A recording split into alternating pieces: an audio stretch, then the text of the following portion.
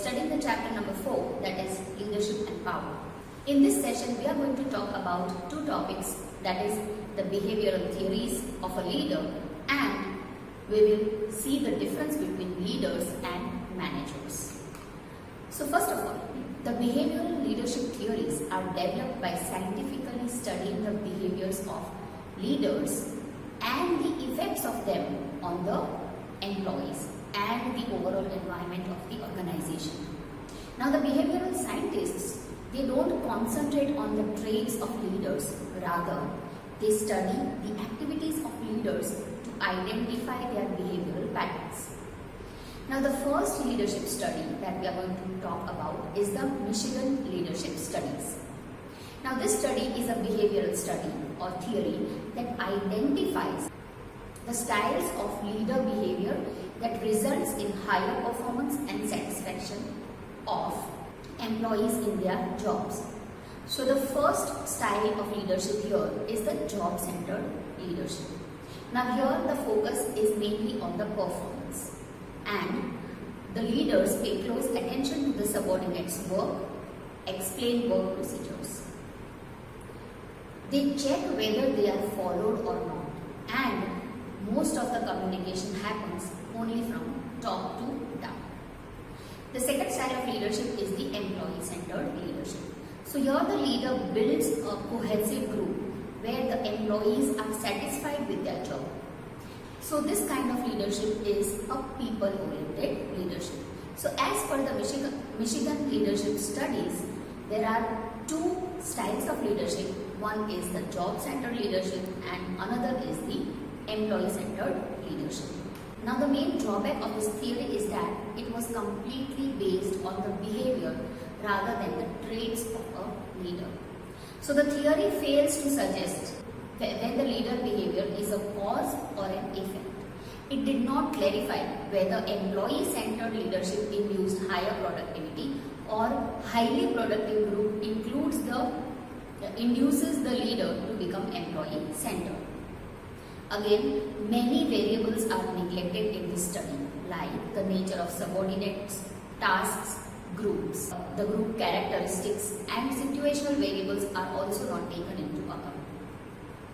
Thirdly, the behavioral styles in these studies are considered to be static, but it can change with time and situation. And lastly, leaders do not stick to a particular style. They may use both the style in varying degrees depending on situation and even the people. Now the next behavioral theory that we are going to study is the Ohio State Leadership Studies. The Ohio State Leadership Studies found two critical characteristics of leadership, either of which could be high or low or independent of one another.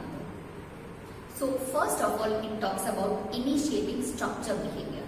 Now the behavior of leaders who define the leader-subordinate role so that everyone knows what is expected, establishes a formal lines of communication and determine how tasks will be performed. So here a particular structured way of giving instructions or directions is there. Now the second type of behavior is the consideration behavior. The behavior of leaders who are concerned for subordinates and attempt to establish a warm, friendly and supportive climate, then that is called consideration behavior.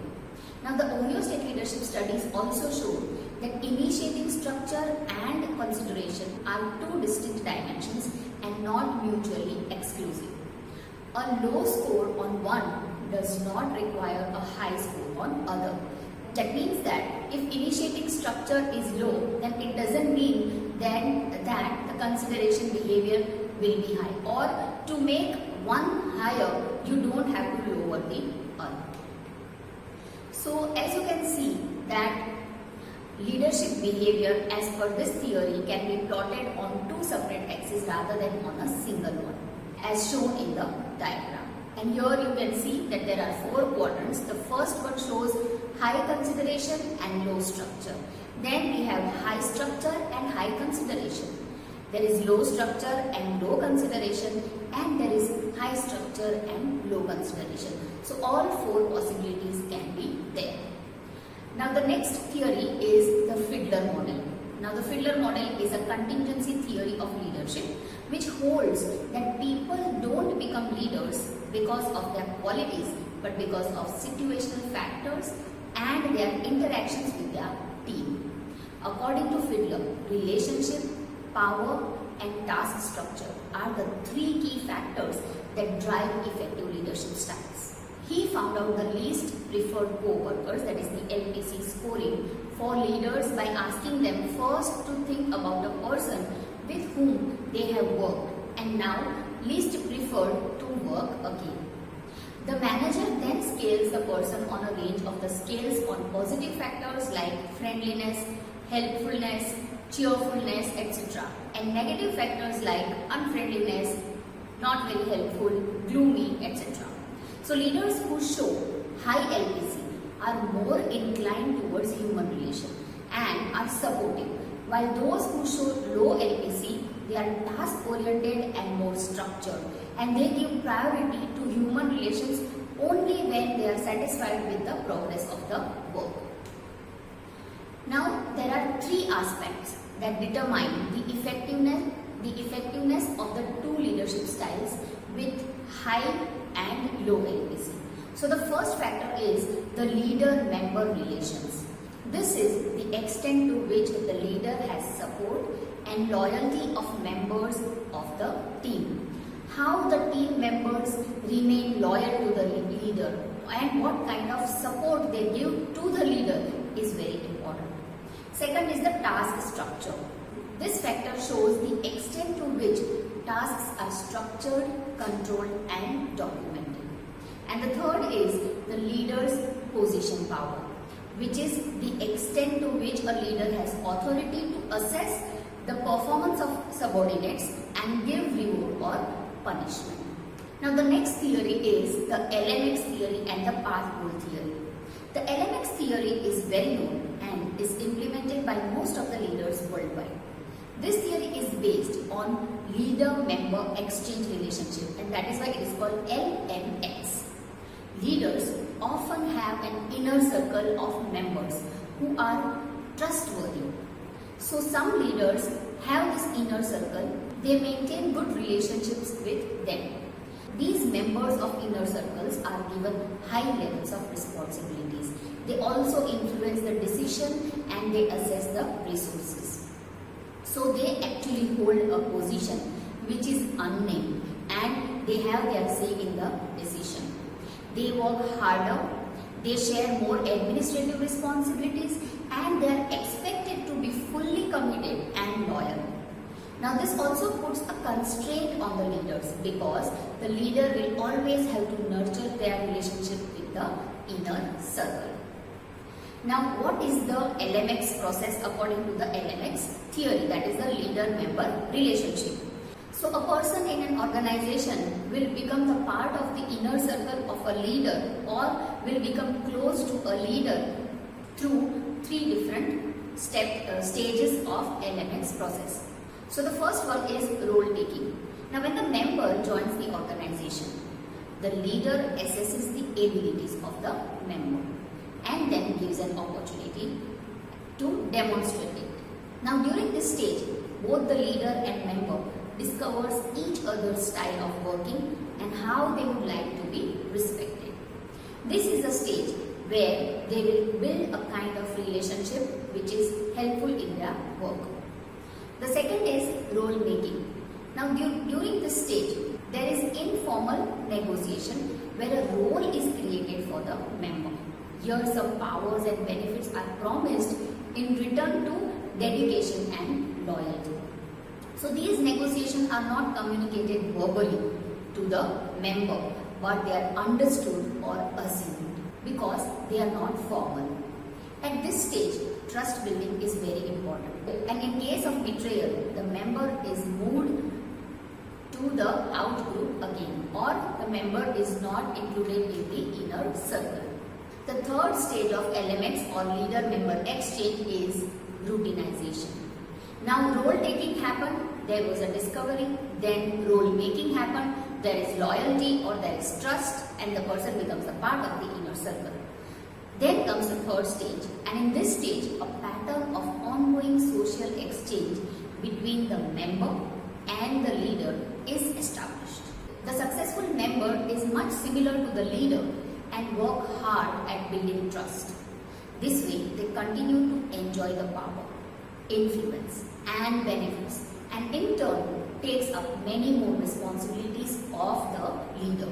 So this is how leader-member exchange happens. Now let us see what is path goal theory.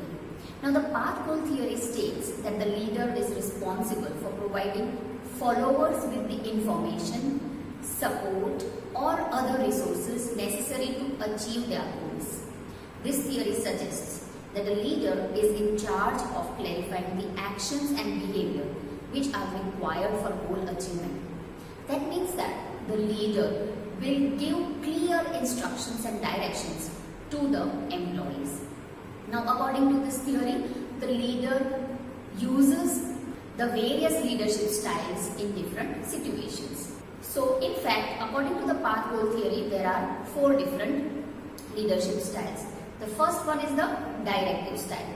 So, in the directive leadership style, a leader lets the subordinate know about what is expected of them, gives clear instructions, and when any task is ambiguous, stressful, or complex, then the directive leadership is used.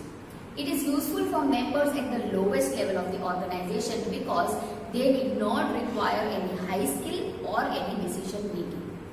The second style is the supportive leadership. Now, a supportive leader is friendly and people-centric. This leader is approachable, concerned for the welfare of the subordinates, and treats members as equal. So, supportive leadership results in high performance and satisfaction among employees. Overall, there is a very positive environment and employees are motivated to work hard. The third style of leadership, which is yoga, according to the path goal theory, is the participative leadership. A participative leader always consults employees, asks for suggestions, and allows them to participate in decision making. This kind of leadership brings in cohesiveness in the group, and the members take on their responsibilities joyfully. But this leadership doesn't work when employees are not much experienced and when the size of the organization is too big, resulting into a time-consuming decision-making process. So, participative leadership can be used by smaller organizations and when people have high skills. The fourth style of leadership here is the achievement-oriented leadership. Now, an achievement-oriented leadership sets challenging goals for the subordinates and expects high performance from them. The leader encourages and shows confidence in them. It can be used for consistent high performance but may backfire if the goals are too high or unclear and people will feel a lot of stress. This is how the leader's behaviors are explained through various behavioral theories. Now let us see how leaders are different from the managers. Now the terms leader and manager seems to be synonymous to each other, but in fact both of them are different. A leader inspires, encourages and influences the subordinate, while the manager only performs the 5 functions of management, that is planning, organizing, staffing, directing and control. Leadership is the part of these functions. We can say that leadership is a skill while management is a discipline. So let us see difference between leaders and managers based on different basics of comparison. So first of all, the meaning of a leader. A leader is a person who influences the subordinates to achieve goals, while a manager is a person who manages the organization and is responsible for planning, coordinating, directing, organizing and controlling. As far as approach is concerned, the leader gives direction, while the manager plans details like distribution of work, allocation of resources and scheduling. As far as attribute is concerned, the leader uses foresightedness. That is, leader has a vision, but the manager uses only the practical and logical thinking. As far as subordinates are concerned, leaders have followers, they may not be the formal employees.